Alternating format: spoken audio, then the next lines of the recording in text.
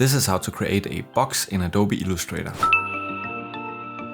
So before we start creating our box, first we want to go to this transform panel right here and this drop down right here and make sure that align new objects to pixel grid is turned off.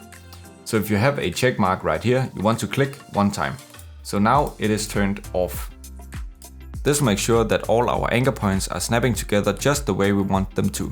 Now we want to pick the rectangle tool, then hold down the shift key if you want a perfect square, or don't if you just want a rectangle. I will create a perfect square right here. The size of the square is not important.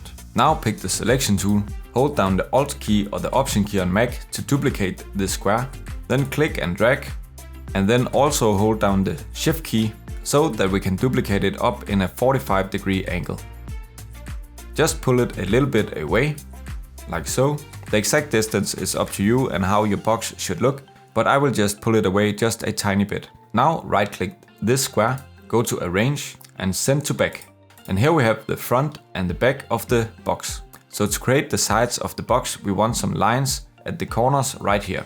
And for this we can use many options, but I will just use the line tool right here. Go to this corner right here and make sure it says anchor. Create a line from this anchor and all the way to this anchor right here. Do this in all corners. Then pick the selection tool, select the entire box, go to the shape builder tool and merge all these shapes together. This and this, this and this, this and this, leaving behind only 3 separate shapes.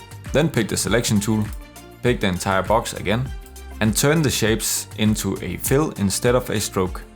And then, just to check, we want to unselect the box to make sure our corners align exactly. And these corners look very good. If you have some misalignment right here in the corners, they might look like this or something like that.